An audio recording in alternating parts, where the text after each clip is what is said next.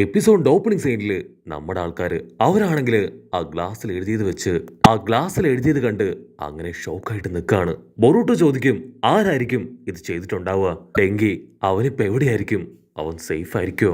അപ്പോഴായിരിക്കും കാഗുറ പറയാ, അത് സുറാജിയാണ്. അവൻ മാത്രമേ അത് ചെയ്യൂ. ഈ ഗ്രാമത്തിലേക്ക് ടൂറിസ്റ്റുകൾ ആരും വരുന്നത് അവൻ ഒട്ടും ഇഷ്ടമല്ല. സോ അവൻ തന്നെയായിരിക്കും ഇതിന്റെ പിന്നില്. അവൻ ആക്ച്വലി എന്റെ ക്ലാസ്മേറ്റ് ആയിരുന്നു. മറ്റ് വില്ലേജിലുള്ളവർ ഇവിടെ വരുന്നത് അവർക്ക് തീരെ ഇഷ്ടമല്ല. സോ അവൻ തന്നെയാണ് ഇത് ചെയ്തത്. കാഗുറ പറയും, നമുക്ക് എത്രയും പെട്ടെന്ന് ചോച്ചിറെ ഇത് അറിയിച്ചാലോ? എന്താ സംഭവിച്ചെന്ന് അദ്ദേഹം പെട്ടെന്ന് തന്നെ നിങ്ങളുടെ ഫ്രണ്ടിനെ തിരികെ എത്തിച്ചേരും. അതിന് ബൊറൂട്ടോ പറയും, വേണ്ട വേണ്ട, മണ്ടത്തരം പറയാതെ ചോച്ചിറ അറിഞ്ഞ ഉറപ്പായിട്ടും ഈ ഒരു ട്രിപ്പ് അതുപോലും ക്യാൻസൽ ചെയ്ത് കളയും. സോ ആളറിയാതെ വേണം എത്രയും പെട്ടെന്ന് നമുക്ക് ഡെങ്കിയെ തിരികെ പിടിക്കാൻ. അതിന് മീറ്റ്സിയ, കാഗുറ, നിങ്ങൾക്ക് ആക്ച്വലി നല്ല പവറില്ലേ? എന്തുകൊണ്ട് നമുക്കെല്ലാവർക്കും ചേർന്ന് അവനെ കണ്ടെത്തിക്കൂടാ? അത് കേട്ട് വേറെ വഴിയില്ലാതെ കാഗുറയും ഓക്കെ പറയും. കട്ട് ചെയ്താ ഇവിടെ ഡെങ്കിയെ അവര് പിടിച്ച് വലിച്ച് എവിടേക്കോ കൊണ്ടുപോവാണ്. ഉടനെ കറക്റ്റ് ടൈമില് നമ്മുടെ ആൾക്കാർ അവിടേക്ക് എത്തും. ബൊറൂട്ടോ ആണെങ്കിൽ അവനെ കാണുമ്പോൾ തന്നെ പറയും, മര്യാദയ്ക്ക് ഡെങ്കിയെ വിട്ടതാ, അല്ലെങ്കിൽ നീ വിവരം അറിയും. അതിനാ ഹാച്ചിയോ, നിന്നെയാണ് ഞങ്ങൾക്ക് ആവശ്യം അല്ലേ? ലീഫ് വില്ലേജിലെ ഹൊക്കാഗയുടെ മകൻ ബൊറൂട്ടോ, നീ ഞങ്ങൾ പറയുന്നത് അനുസരിച്ച് ഞങ്ങളുടെ അടുത്തേക്ക് വരികയാണെങ്കിൽ നിന്റെ ഫ്രണ്ടിന് ഒരു പോറൽ പോലും ഏൽപ്പിക്കാതെ ഞങ്ങൾ വിട്ടുതരാം. ഉടനെ കാഗുറ അവൻ ടെൻഷനായിട്ട് ചോദിക്കും, ഹാച്ചിയോ നീ എന്തായി ചെയ്യണേ? അവർ ആക്ച്വലി നമ്മുടെ വിസിറ്റേഴ്സ് ആണ്. അതിന് ഹാച്ചിറോ, കാഗുറ നിനക്ക് നാണമില്ലേ അവരെ സപ്പോർട്ട് ചെയ്ത് സംസാരിക്കാൻ? അവർ ആക്ച്വലി നമ്മുടെ എനിമീസ് ആണ്. നീയും ഞങ്ങളോടൊപ്പം വന്ന് ചേര്.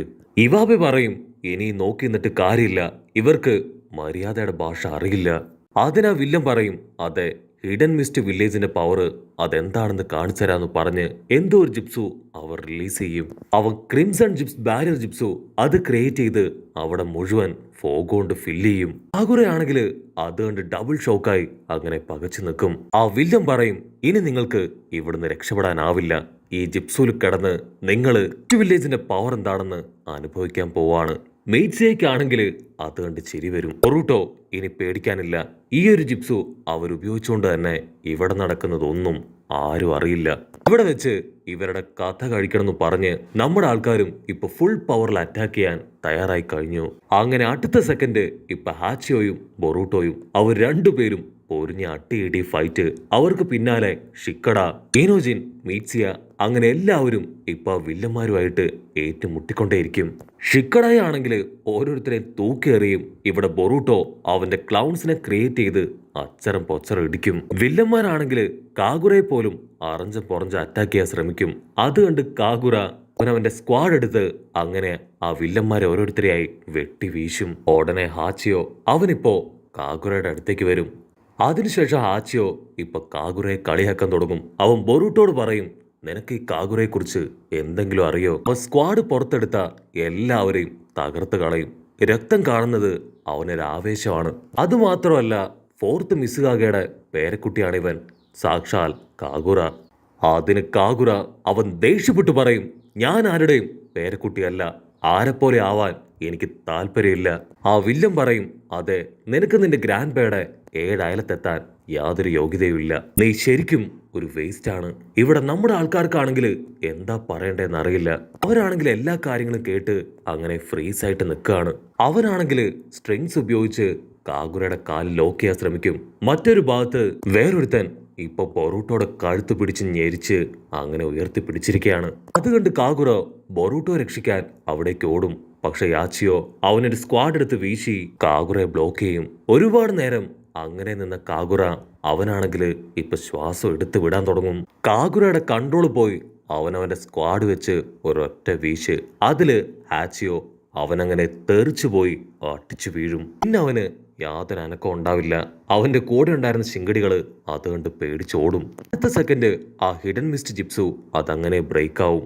വില്ലന്മാരെ എല്ലാവരെയും തോൽപ്പിച്ച് നമ്മുടെ ആൾക്കാര് അവര് ഡെങ്കിയുമായി ഇപ്പൊ തിരികെ റൂമിലേക്ക് എത്തും. റൂമിലെത്തി ഇപ്പൊ ബൊറൂട്ടോ അവൻ കൺഫ്യൂസ്ഡ് ആയി കാഗുറയോട് ചോദിക്കും, സത്യം പറയ്, നീ ആക്ച്വലി യാഗുറയുടെ പേരക്കുട്ടിയാണോ? അതിനവൻ പറയും, അതെ. മാത്രമല്ല, നീ നിന്റെ ക്ലാസ്മേറ്റ്സിനെ പോലും വെട്ടിയെറിഞ്ഞു എന്ന് കേട്ടല്ലോ, അത് സത്യമാണോ? അതിന് കാഗുറ അവൻ തല താഴ്ത്തി 1 മിനിറ്റ് ഫ്ലാഷ് ബാക്ക് ആലോചിക്കും. അവൻ അവന്റെ സ്ക്വാഡ് വീശി ഒരുപാട് പേരെ അങ്ങനെ വെട്ടിയിട്ടിരിക്കുന്നതായിട്ട് കാണിക്കും.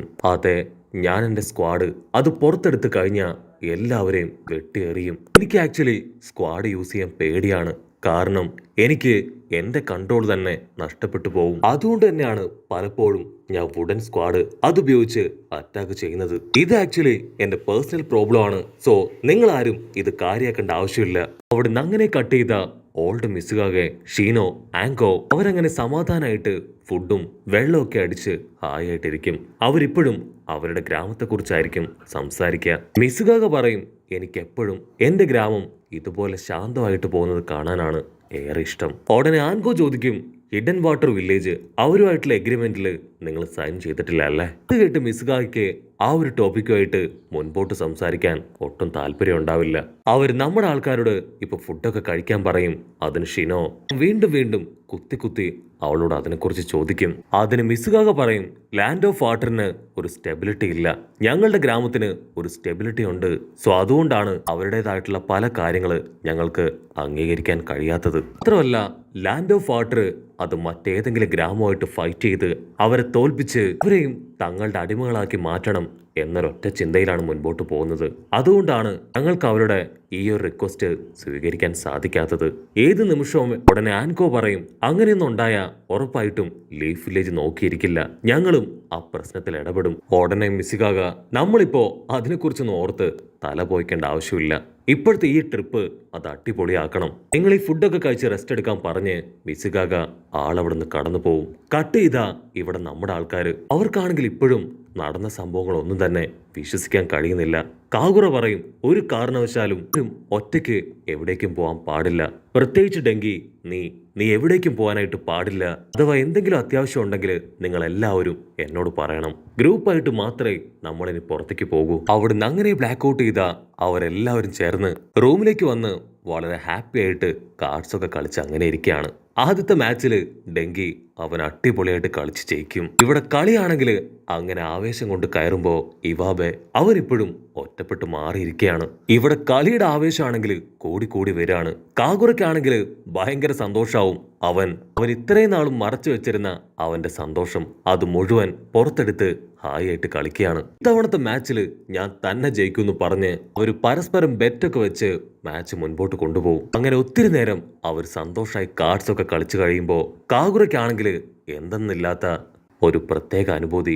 ഗായ്സ്, നിങ്ങളാണ് ആക്ച്വലി എന്നെ ഇത്രയും ഹാപ്പി ആക്കിയത്. എനിക്ക് ഇതുപോലുള്ള ഗെയിംസ് ഒന്നും പണ്ട് ഒട്ടും ഇഷ്ടമല്ലായിരുന്നു.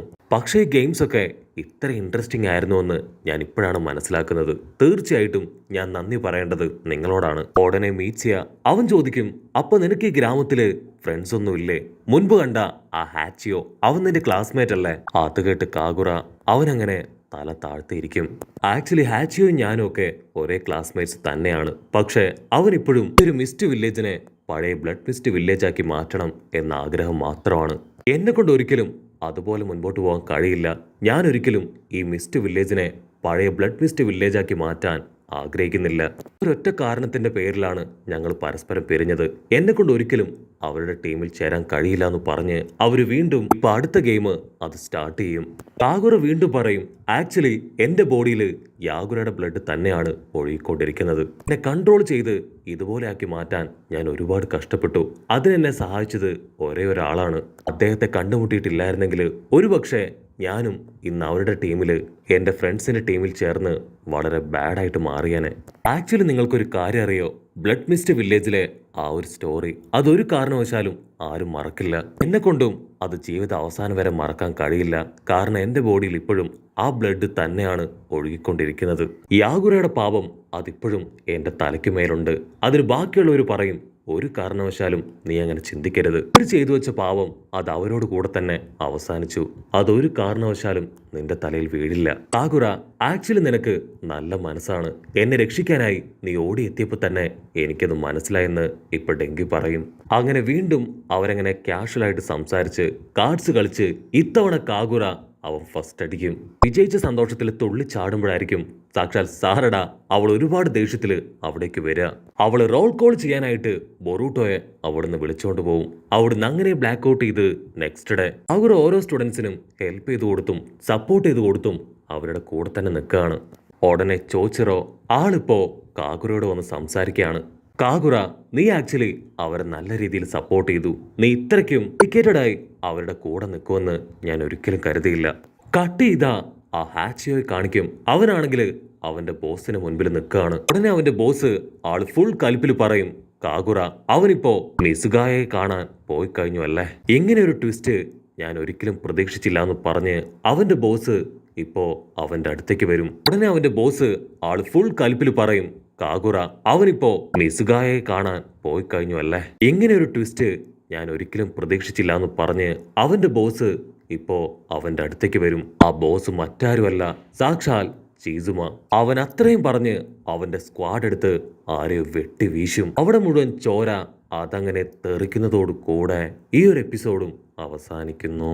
എപ്പിസോഡ് ഇഷ്ടപ്പെടുകയാണെങ്കിൽ തീർച്ചയായിട്ടും ലൈക്ക് ചെയ്യാനും കമന്റ് ചെയ്യാനും ഷെയർ ചെയ്യാനും മറക്കല്ലേ. അടുത്തൊരു അടിപൊളി എപ്പിസോഡുമായിട്ട് കാണുന്നവരെ it's me with Mallu episode.